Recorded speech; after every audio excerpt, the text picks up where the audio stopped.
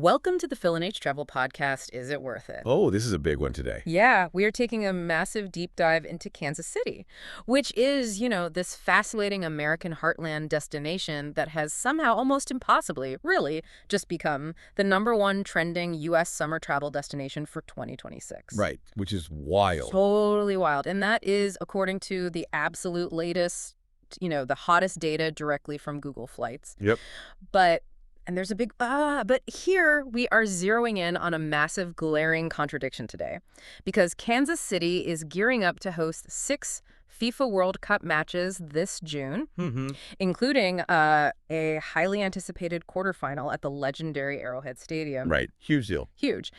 Yet, as we sit here right now, it has the absolute lowest hotel booking rates among all 16 North American host cities. Which is just, it's a complete inversion of what everyone in the travel industry predicted like 12 months ago. Right.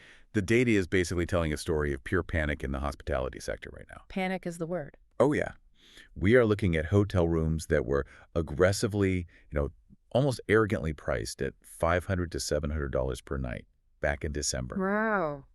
And they're suddenly dropping all the way back down to just widespread availability at normal rates, too. That's crazy. Yeah, it has entirely exposed this massive, really uncomfortable gap between the local tourism board's optimistic projections and the actual realized demand on the ground. Okay, let's unpack this, because why is a Midwestern city one famously known for cattle history and burnt ends suddenly at the center of the global travel universe? It's a great question. And more importantly, for you listening, if you are looking at these suddenly cheap hotel rooms and thinking about booking flight, is it actually worth your time and money? Right, because that's what matters. Exactly. What is the reality on the ground if you aren't, a diehard soccer fanatic, but just someone looking for a great trip? We're going to break down what this massive infrastructure boom means for regular travelers outside of those tournament dates. We're going to pinpoint the exact month you should visit. And trust me, the difference between July and October here is literally the difference between misery and paradise. Oh, absolutely. Night and day. We're also going to expose 3 brutal trip-ruining logistics traps, including a bizarre safety perception issue downtown and the absolute chaos of the barbecue tourist landscape. Yes, the barbecue confusion is real. And by the end of this deep dive, we will deliver our honest verdicts across 5 distinct travel types. Yep. We're looking at a city where you can technically scrape by on a daily budget of exactly $98 US. $90? $98, where jazz history still lives and breathes in the historic 18th and Vine district. And where the economic realities of brisket inflation mean a famous sandwich at Arthur Bryant's is now going to set you back $18. Which is just nuts to me. But okay, so to really understand if Kansas City is worth it, we have to start with the macro view, right? Yep. We have to look at this World Cup gamble, because when I first saw this Google Flights and Travel plus leisure data, the data explicitly naming Kansas City the #1 trending summer destination, my first thought was, is this genuine cultural interest, or is this a purely artificial spike? It is entirely, completely an artificial spike. Yeah. It's driven by the sheer gravitational pull of the FIFA World Cup, which runs from June 11th to July 19th, 2026. Right. But the deeper you look at the numbers, the more fascinating the disconnect becomes. Because Visit KC, which is, the official local tourism board, Yep. they went on record projecting a staggering 650,000 visitors for this tournament. 650,000? That's a massive number. It's huge. The plan was that these hundreds of thousands of international fans would fill roughly 50,000 hotel rooms scattered within a 2-hour driving radius of Arrowhead Stadium. Okay, right. But wait, hold on. So you're telling me that back in the winter, the hotels looked at this 650,000 visitor projection and thought, well, great, we have a captive audience. Let's just jack up the rates to $700 a night. Basically, yes.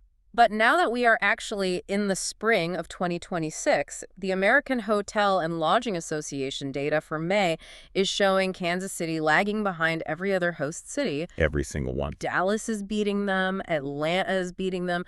Are fans just not coming? Well, it appears to be a massive game of chicken, essentially, between the international soccer fans and the Kansas City hospitality industry. Oh, interesting. The hotel set a price floor that was fundamentally disconnected from the reality of the destination.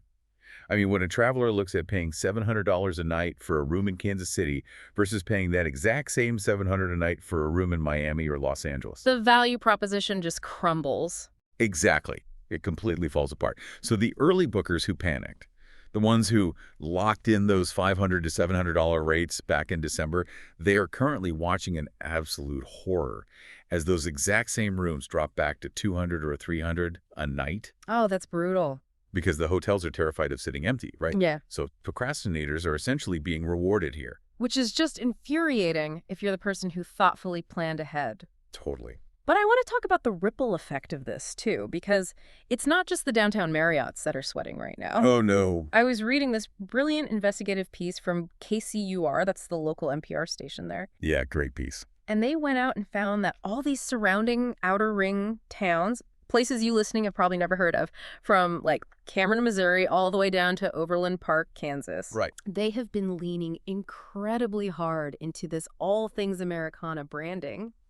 They've been spending local tax dollars to spruce up their main streets, literally just trying to catch the overflow of these supposed 650,000 international visitors. And that, right there, is where the real economic danger lies. If we connect this to the bigger picture, think of it like preparing a massive, incredibly expensive Thanksgiving dinner. Okay.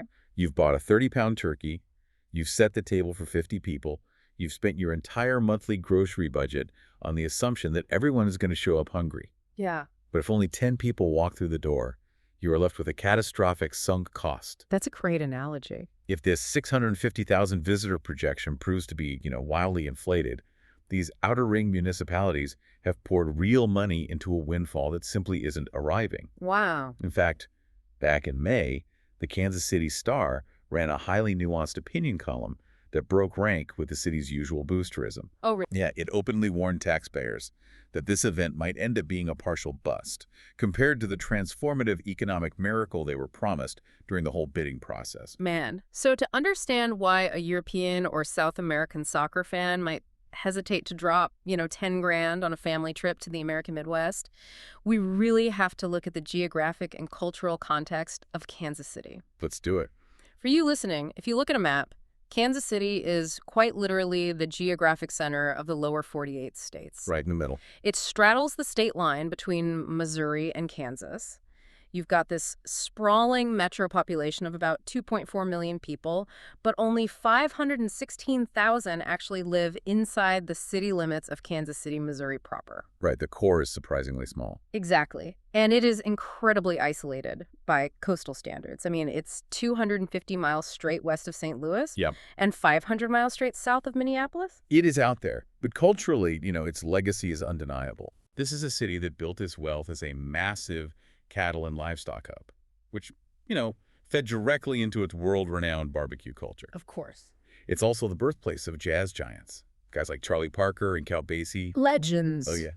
During the Prohibition era, under the political boss Tom Pendergast, Kansas City was this wide-open town. Alcohol flowed freely, the clubs stayed open all night, and that specific environment incubated a uniquely American art form. Okay, I hear that, but I have to push back here. Go for it. History is great, jazz is great, but can a former cattle town really convince international fans, people who are used to Paris or London or even New York, to choose heartland barbecue over coastal glamour? It's a tough sell. I mean, I know they spend $4 billion on tourism initiatives in 2025 alone. Yep, $4 billion. I know they've poured $10 billion into this massive renaissance of the downtown power and light district over the last decade. It's beautiful, too. And they have genuinely world-class cultural spots like the Nelson Atkins Museum. But is that really enough to overcome the logistical nightmare of actually getting there? You're hitting on the exact structural weakness of the city's tourism pitch right now. Kansas City International Airport, which is MCI, has seen growing domestic connectivity, yes. Right. But its international routes are incredibly limited. If you are coming from Europe or Asia or South America, you are almost certainly flying into Chicago or Dallas or Atlanta, dealing with customs there, and then catching a connecting flight. The worst. Right. It inherently positions Kansas City as a domestic drive-in destination for Midwest travelers, not a frictionless, direct fly-to hub for the global elite. Exactly. Imagine you're flying in from London. You're looking at flight prices between $1,039 and $1,072 round trip. Just for the flight. It's just to get to MCI. And standard entry rules apply, obviously. You need your passport with 6 months validity, plus your ESTA or visa if you're international, or just an ID for domestic.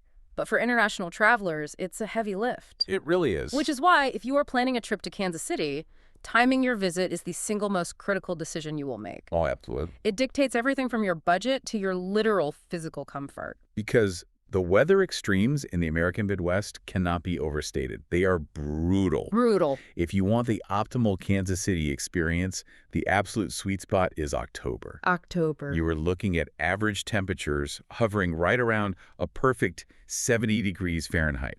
The humidity just vanishes. It's relatively dry, averaging just about 3 inches of rain for the entire month. And October is when the culture actually aligns with the weather. Precisely. October is when the city hosts the American Royal. Oh, yeah. And this isn't just a backyard cookout. It is America's premier BBQ festival and Western culture event. Nice. It has deep roots in that Cattletown history we mentioned.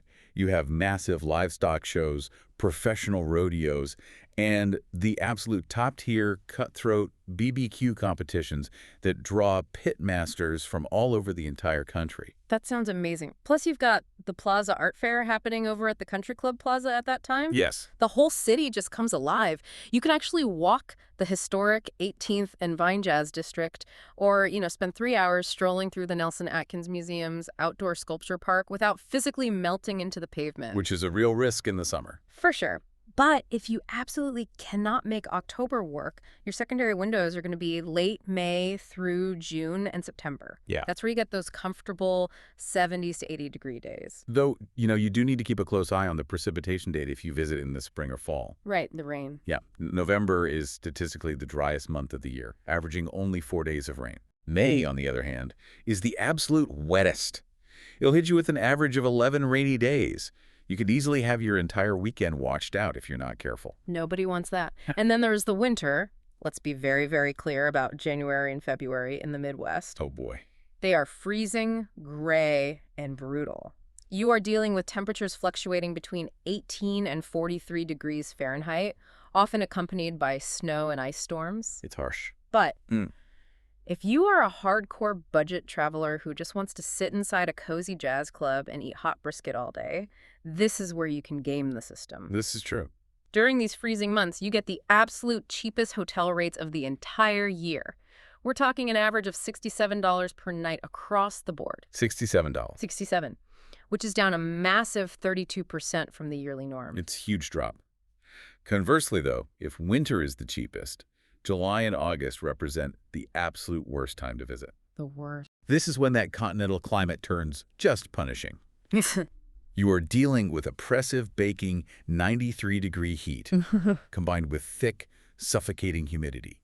Yet, paradoxically, July typically sees the highest normal hotel prices of the entire year. Wait, really? Yeah, averaging $334 per night. Wait, why would anyone pay peak premium prices, $334, to go sweat through 93-degree heat? Because of the domestic family travel market. Ah, the kids are out of school. Exactly. Schools are out, and families from all over the surrounding states pack their minivans and drive to Kansas City to visit massive regional attractions.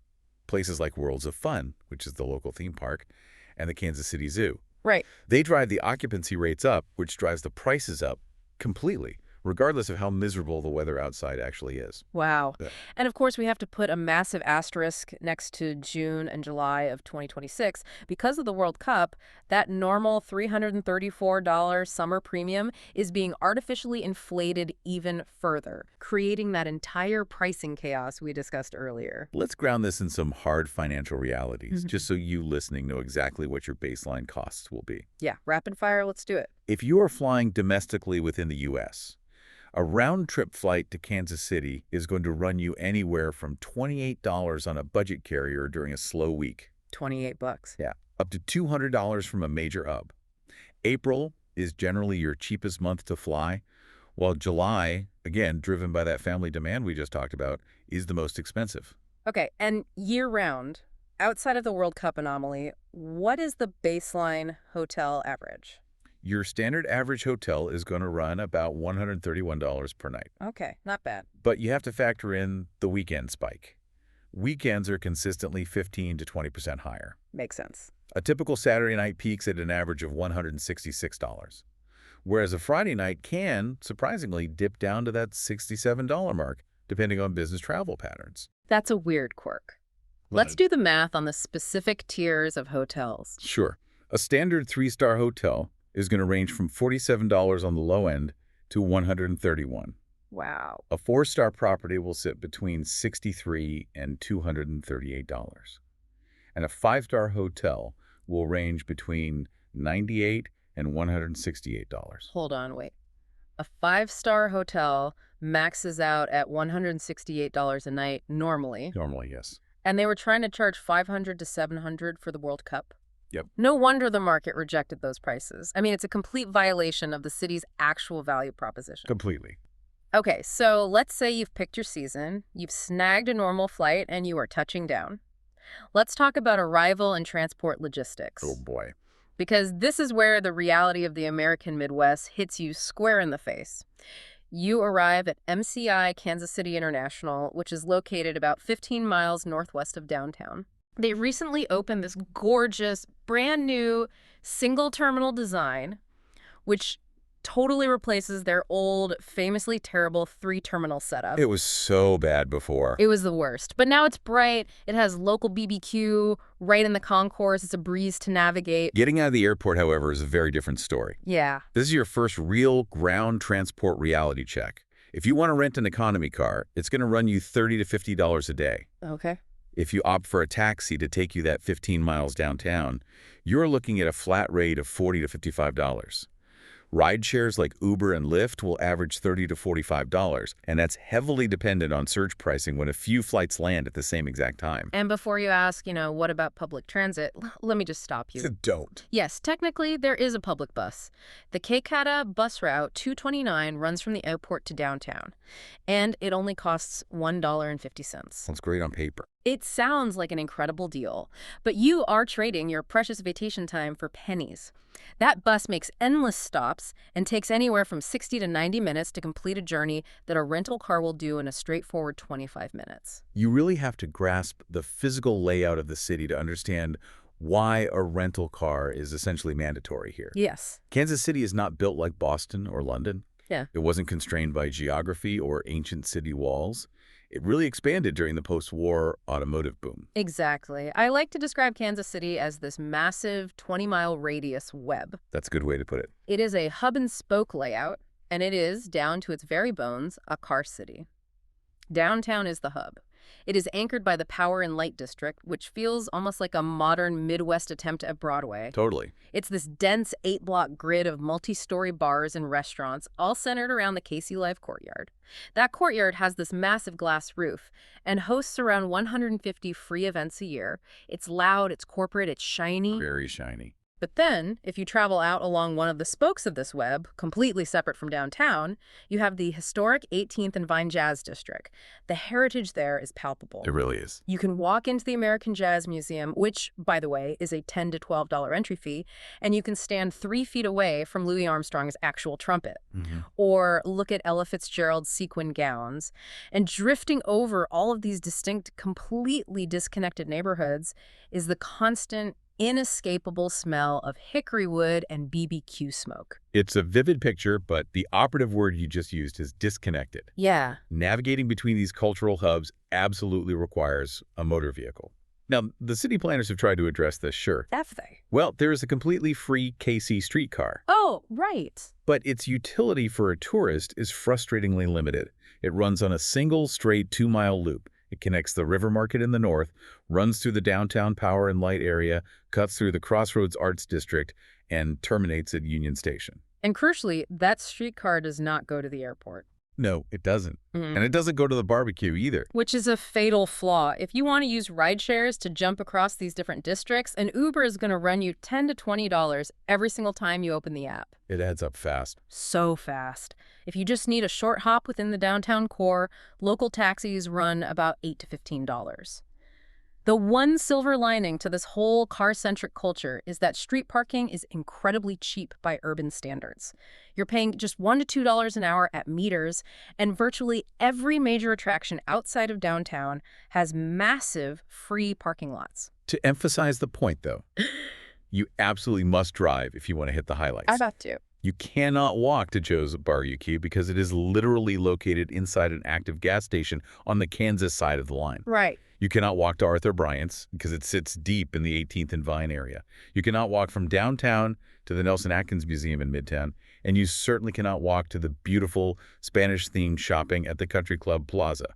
The pedestrian infrastructure simply does not exist to connect these places. No, because you are trapped in this 20-mile web of highways where you choose to sleep completely dictates your budget. It really does. You either pay in downtown hotel rates or you pay in Uber surge pricing. Let's break down the accommodation reality. Let's do it.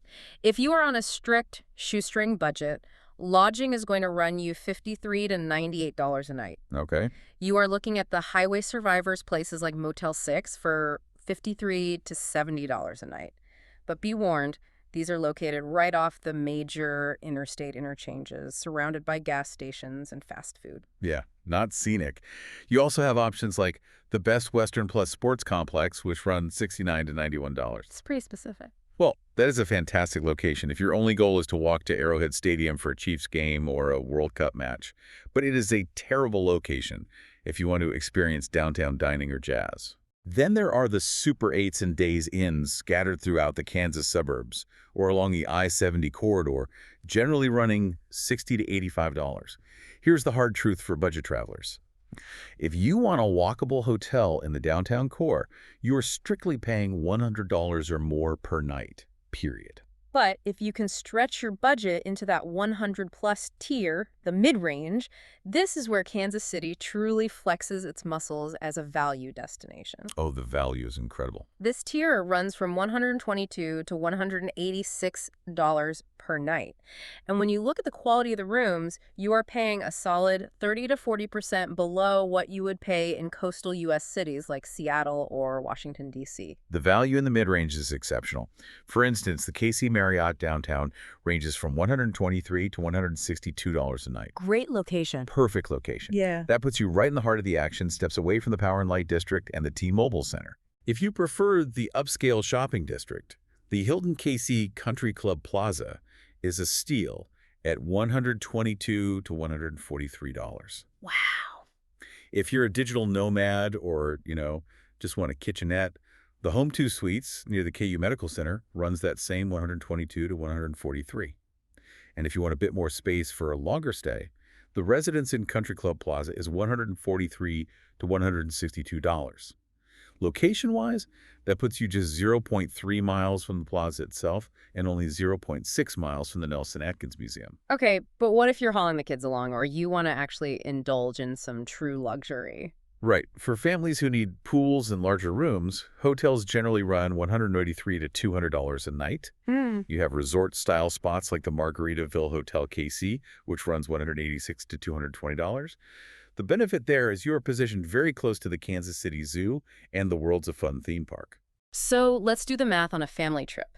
If you have a family of 4 staying for a full week, your accommodation alone is going to cost between $860 and $1,400. Okay. You need to add another $100 to $200 daily to cover all your meals and that mandatory rental car.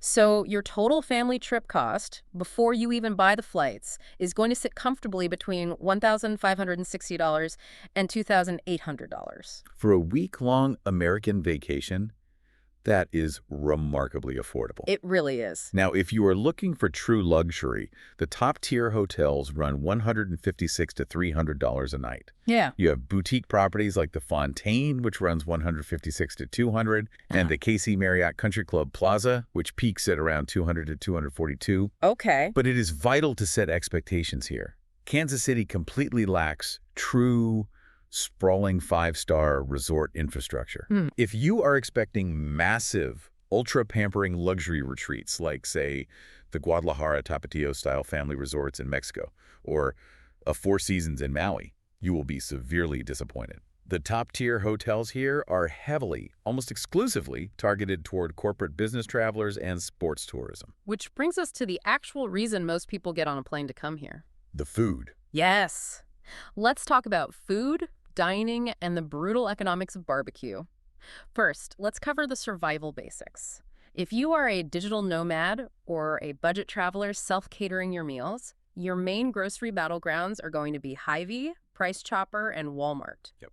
The prices are delightfully average. A gallon of milk is $3 to $4, a loaf of bread is $2 to $3, and standard ground beef is $5 to $7 a pound. If you want better quality, you can head to the farmer's market at the city market up in the River Market District, where fresh, local produce will run you $2 to $5 a pound. A typical weekly grocery shop for two people will comfortably land between $60 and $100. But let's be totally honest with each other here. Here's where it gets really interesting. You are not flying to Kansas City to eat a $3 loaf of bread from Price Chopper. Definitely not. You are coming for the smoke. Yeah. You are coming for the meat. This is the barbecue deep dive. And barbecue here is not just a meal. It is a religion. It really is. It is the defining cultural pillar of the city, and the economics of it have shifted dramatically over the last few years. Let's start with Joe's KC. This is the place everyone talks about because it is located inside an actual functioning gas station on the Kansas side of the state line. Which is such a vibe. It is. You walk in, you smell gasoline, and then you smell hickory smoke. A full rib dinner at Joe's is going to cost you $21 to $25. A half chicken is $12.99. But the crown jewel is their burnt end sandwich, which runs $10 to $15 depending on the volatile daily market price of brisket. And to understand the burnt end, you really have to understand the history of the meat supply chain. Right. Decades ago, the burnt ends, which are the crispy, heavily caramelized, fatty pieces cut from the point end of a smoked brisket, they were essentially considered scraps. Wow. Yeah. Pit masters would chop them up and just give them away for free to the people waiting in line or throw them into beans. But over time, locals realized that the point end, having absorbed all that smoke and rendered fat, was literally the most flavorful bite of the entire cow. Makes sense. Today, burnt ends practically define Kansas City's contribution to American barbecue, served right alongside their signature thick, sweet, tomato and molasses-based sauces. Which perfectly sets up the historic titan of the scene, Arthur Bryant's. Oh, yes. If Joe's is the modern darling, Arthur Bryant's is the holy grail of history. It sits right on Brooklyn Avenue in the 18th and Vine area. The walls are stained with decades of grease. This is a place where presidents like Harry Truman and Jimmy Carter ate. Wow. It's where Jack Nicholson filmed. You go in, you order the brisket sandwich, they take cheap white bread, and they absolutely load it with 3/4 of a pound of sliced meat. That's a huge sandwich. It is. But here is where the sticker shock hits. That legendary sandwich is currently $17.95, and a full rib dinner there runs $18 to $24. That $17.95 price tag for a single sandwich is causing a massive cultural shock to locals right now. I bet. Because in late 2025, that exact same sandwich was just $10.95. Wait, really? It jumped that much? The price spiked by 60% almost overnight. This is the direct result of massive inflation in the global meat supply chain, specifically regarding wholesale brisket prices. Yeah. Barbecue was historically a cheap, working-class food, a way to make tough cuts of meat palatable through slow, low-heat cooking. Now has it become a premium luxury item which completely throws off the math for budget travelers. It's wild. You're paying $18 for a sandwich served on butcher paper. Yes. If you are overwhelmed by the options and the prices, you can just surrender control and book the original KC BBQ tour. It costs $75 to $95 per person. They drive you around in a bus, feed you at several spots, and give you the history. Which is actually a fantastic value when you consider the cost of Ubers and the risk of ordering the wrong thing at the wrong place. Exactly. Now, if you somehow manage to develop meat fatigue and need a break from barbecue, standard dining costs in Kansas City are still very reasonable. Yeah. A sit-down breakfast at a cafe will run $10 to $18. A standard lunch is $12 to $20. For dinner, your budget eateries are around $15 for a main course. A nice mid-range sit-down dinner is $25 to $40. It's really only when you go to the upscale steakhouses, mostly clustered down in the Power and Light district, that you will exceed $50 a plate. And beverage costs follow a similar geographical premium. A local craft beer at a neighborhood bar is a very reasonable $5 to $7. Okay. But the moment you step into the downtown Power and Light area, that same beer jumps to $7 to $10. Cocktails generally run $10 to $15, and a morning coffee is $3 to $5. Standard. Very standard. And standard American tipping etiquette absolutely applies here. You are expected to leave 18 to 20% for good service. And what I love about the Midwest is that the dress codes are practically non-existent. Totally. It is aggressively casual everywhere. Even at those $50 a plate steakhouses, you will see guys eating ribeyes in fresh Chiefs jerseys and nice jeans. Nobody cares. The one singular place in Kansas City where etiquette aggressively tightens up is around the jazz culture. Oh, that's interesting. Yeah, if you pay the $10 to $12 to enter the American Jazz Museum, and specifically if you stay for the live evening sets at the attached Blue Room, you are entering a space of reverence. Like a concert. Exactly. Respectful, quiet listening etiquette absolutely applies. You do not talk through the bass solos. You do not shout to your friends over the trumpet. It is treated like a concert hall, not a sports bar. I love that contrast, the loud, messy, rowdy BBQ lines in the afternoon and the sharp, quiet, reverent jazz clubs at night. It's beautiful. So let's take all of these disparate numbers. The $18 sandwiches, the $50 rental cars, the $130 hotels, and roll them up into actual, actionable daily scenarios. Let's look at the 4 daily budgets. Yeah. We'll start with the low-end budget. The absolute survival floor. This requires exactly $98 a day. To pull off the $98 a day miracle, your trip is going to look very specific. Very specific. You are sleeping in a highway motel for $53 to $70 a night. You're waking up and grabbing a fast food breakfast for $8 to $12. For lunch, you splurge on one $12 to $18 BBQ meal, maybe a half chicken instead of the expensive brisket. Right. For dinner, you are heading back to your motel and cooking $10 to $15 worth of groceries in a microwave. You have to factor in the unavoidable $25 to $35 daily cost for your rental car and gas. For entertainment, you are strictly relying on free museums. And maybe you allow yourself one single $5 to $7 beer at night. It is a rigid, self-catered, highway-centric existence. Yeah, that's tough. But then you graduate to the mid-range budget, which comes in at $231 a day. This is where the city really opens up. Oh, absolutely. You get a walkable, nice mid-range hotel for $122 to $162. You spend $12 to $18 for a proper sit-down breakfast. You get the big $18 to $25 BBQ lunch with the burnt ends. You have a nice mid-range dinner for $25 to $40. Sounds perfect. Right. You pay $30 to $40 for your rental car. You throw in the $10 to $12 entry fee for the Jazz Museum. Maybe you amortize the cost of that $75 to $95 BBQ tour over the trip, and you spend $15 to $25 out at the bars. If you are traveling as a couple, that totals $462 a day, or $3,234 for a full, very comfortable week. That's a great trip. Moving up to the high-end budget, you are looking at an individual spend of $579 per day. Wow, quite a jump. Yeah, but that buys you a room at a luxury property like the Fontaine for $156 to $242. You're enjoying an upscale $20 to $30 breakfast, a $40 to $60 gourmet lunch, and dropping $60 to $100 for fine dining or premium steaks at night. Nice. You are renting a premium vehicle for $50 to $70 a day. You are paying $100 to $150 for private VIP jazz experiences or premium club seating. You get an $80 to $120 spa treatment, plus $30 to $50 in miscellaneous extras. For a couple, that lifestyle costs $1,158 a day, or $8,106 for the week. Incredible. And finally, we have the digital nomad budget for people staying a month or longer. This runs between $1,800 and $2,600 for an entire month. Very reasonable. Yeah. You are renting a furnished extended stay apartment or an Airbnb for $800 to $1,200. Your monthly groceries are $400 to $600. Your car rental or payment plus parking will run $200 to $300. You rent a desk at a co-working space for $150 to $250, and you allocate $250 to $400 for weekend entertainment and BBQ. From a purely analytical standpoint, that nomad budget is incredibly compelling. I think so too. It is a fantastic setup for remote workers who want to stay in the central U.S. time zones, Yeah. who need reliable Midwest Wi-Fi, and who want to escape coastal inflation.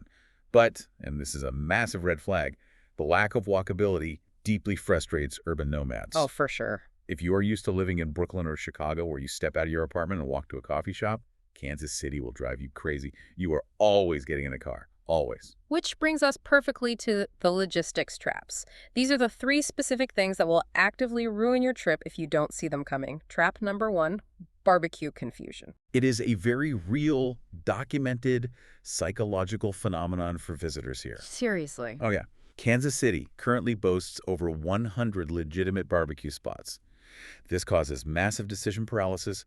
You have tourists showing up at Arthur Bryant's expecting a cheap historic meal and getting hit with that $17.95 sticker shock. Right. You have people who hear they must go to Joe's, but instead of driving to the original Kansas gas station, they go to one of the newer suburban franchise locations, which absolutely pale in comparison to the original smokehouse. Tragic. And while tourists are busy arguing between Joe's and Bryant's, the actual locals are endlessly debating the merits of places like Q39, LC's, and Gates. It is overwhelming. So what is the fix? Because you can't eat 100 sandwiches in a weekend. The fix is to swallow your pride and spend the $75 to $95 on the original KC BBQ tour. It completely removes the guesswork. It provides the necessary historical context so you understand why you're eating what you're eating, and it saves you from wasting your limited appetite and money on a mediocre franchise location. That's a pro tip.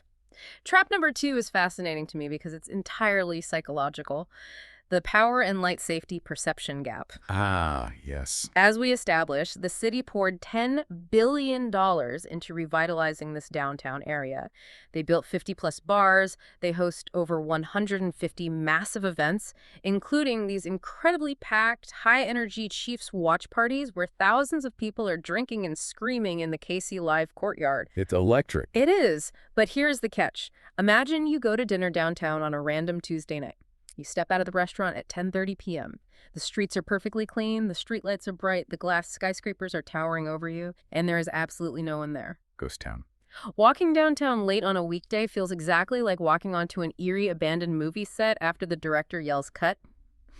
It is totally unnervingly deserted, and tourists conflate that creepy, empty feeling with the peripheral crime statistics they read about online, and they panic. And their panic is factually inaccurate for that specific geographic footprint. Right. The downtown core is heavily policed, blanketed with cameras, and statistically very safe.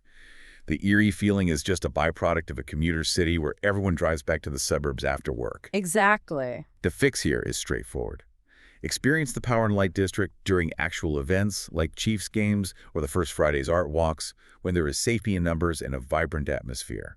And if you are out late on a Tuesday and the empty streets give you anxiety, simply spend the $10 on an Uber to get back to your hotel, rather than walking alone in the quiet. Absolutely. Trap number 3 brings us right back to the beginning. The World Cup 2026 hotel pricing chaos. Yes. We touched on this, but it bears repeating because the volatility is unprecedented.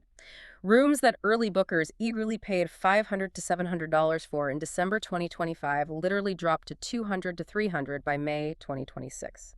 This bizarre market dynamic penalized the planners and heavily rewarded the procrastinators. It creates immense booking anxiety. If you are actually attending the World Cup matches, the fix is to monitor the booking platforms weekly.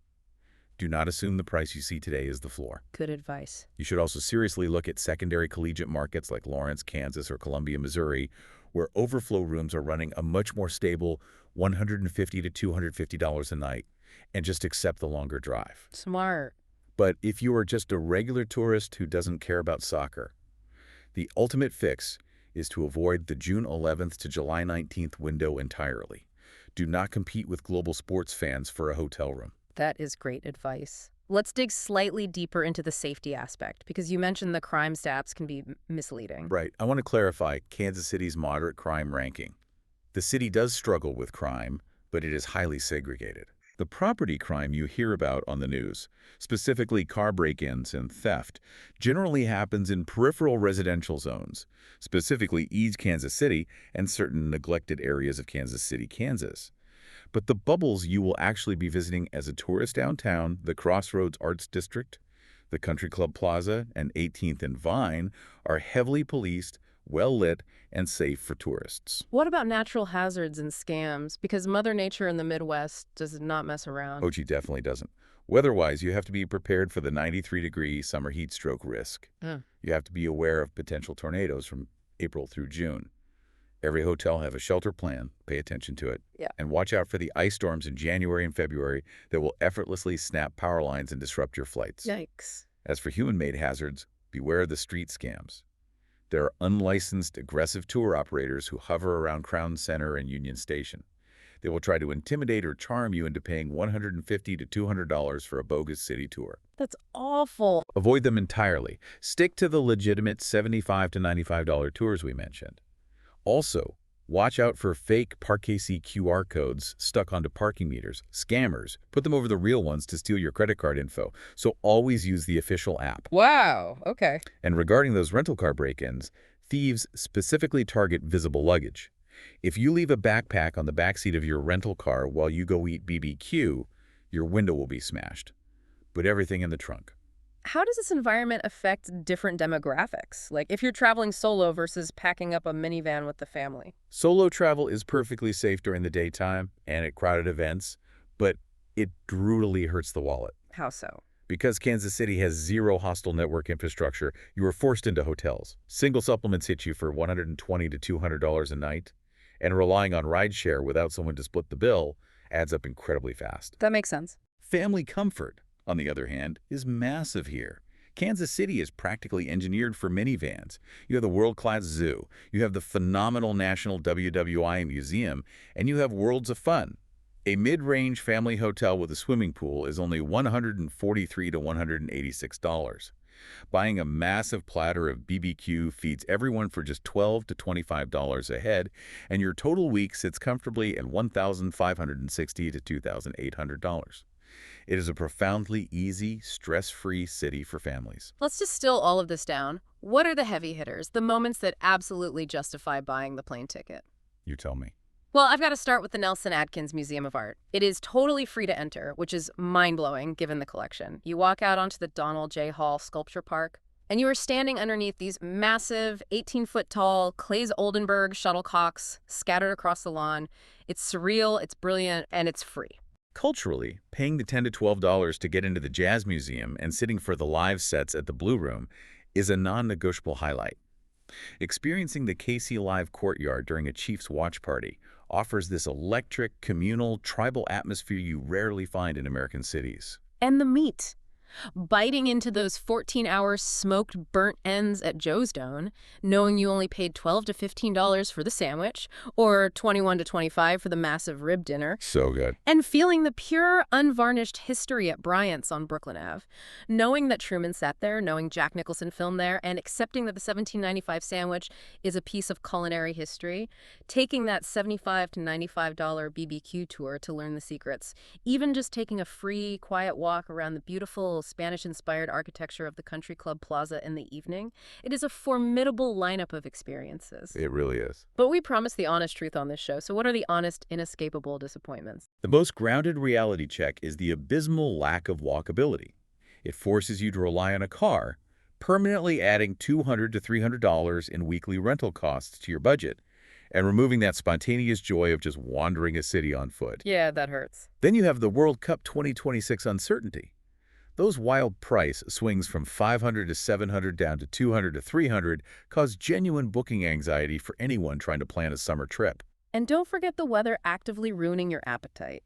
Standing in an oppressive 93-degree July or August heat wave, sweating through your shirt on asphalt, just ruins the romance of waiting in line for famous BBQ. You just want air conditioning.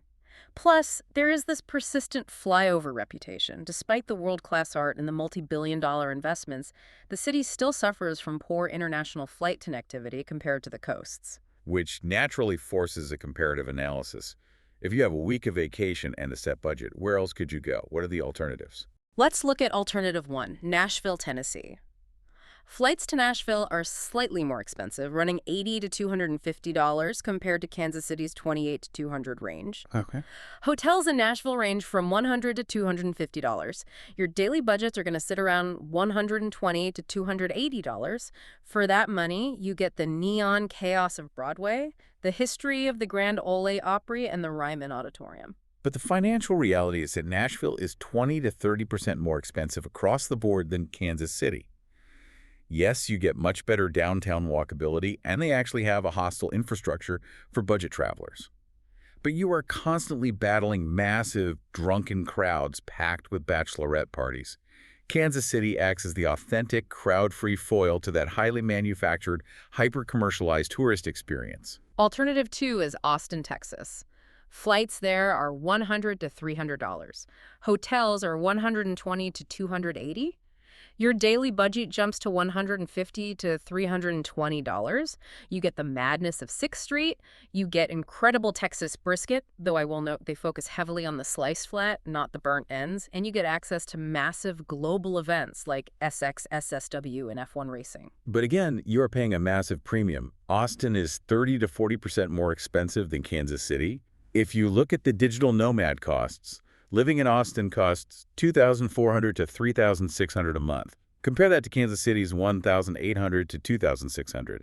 Even a nomad in Nashville is spending $2,200 to $3,200.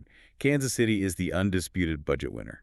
So here is the ultimate trade-off, and I want you to ask yourself this right now. Choosing Kansas City saves a mid-range couple $400 to $700 per week compared to Austin or Nashville. That's a lot of money. Are year-round warm weather and a bustling, crowded tech scene in Austin worth paying $700 more? Or would you rather keep that $700 in your pocket, enjoy massive $18 plates of authentic BBQ dinners, and walk through world-class art museums for absolutely free? It comes down to what you value most: convenience and crowds, or value and authenticity.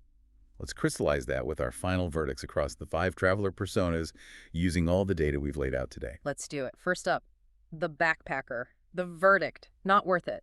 Unless you are strictly passing through on a cross-country road trip, do not fly here. Your daily cost floor is $98, flights are $28 to $200. The total lack of hostile infrastructure and that unavoidable $25 to $35 daily car rental cost absolutely kills the traditional backpacker math. You're much better off taking your backpack to New Orleans or Denver instead. Next is the mid-range traveler. The verdict: absolutely worth it. This is arguably America's best value cultural city right now. You are looking at $231 a day, which is 40 to 50% cheaper than trying to do Austin or Nashville. With $122 to $162 mid-range hotels, incredible $18 to $25 BBQ meals, a couple's total week comes to just $3,234. That $4 billion tourism economy investment really truly shines in this specific tier. The family. Verdict: worth it. A total week for a family of 4 costs $1,560 to $2,800. You get nice $143 to $186 hotels with swimming pools to burn off the kids' energy, and cheap, universally loved, filling $12 to $25 BBQ meals. With the zoo, the WWI Museum, and riding the free streetcar, it provides highly affordable, deeply engaging heartland education and entertainment. The luxury traveler. Verdict: not worth it. Your daily spend hits $579, with hotels maxing out at $156 to $300. The reality is that an $18 brisket sandwich on butcher paper simply mismatches with the desire for Michelin star dining, white glove service, and sprawling 5-star spa resorts. If you want true luxury, take your budget to Napa Valley or Miami instead. Finally, the digital nomad verdict. Borderline. You are spending a very reasonable $1,800 to $2,600 a month, which is certainly cheaper than Austin's $2,400 to $3,600 or Nashville's $2,200 to $3,200. Rent is a manageable $800 to $1,200. Yeah. But that $200 to $300 monthly car cost is unavoidable and annoying. The Midwest Wi-Fi is great, but the lack of neighborhood walkability is bad for your mental health. And whatever you do, if you are a nomad, avoid being there in June 2026, overlapping the World Cup. The numbers don't lie. So as you look at those dropping World Cup hotel rates and dream of perfect caramelized burnt ends, ask yourself, Are you willing to rent a car and navigate the sprawling web of highways to find the authentic soul of the heartland? Or do you need a dense, walkable city that brings the party straight to your doorstep? It's a question of whether these mid-tier American cities, in chasing these massive global mega events, risk losing their soul, or if they are finally just finding a new one on the world stage. That's a big question. If this gave you the honest verdict you needed, follow the show. New episodes drop every day. That is the honest verdict from Phil and H.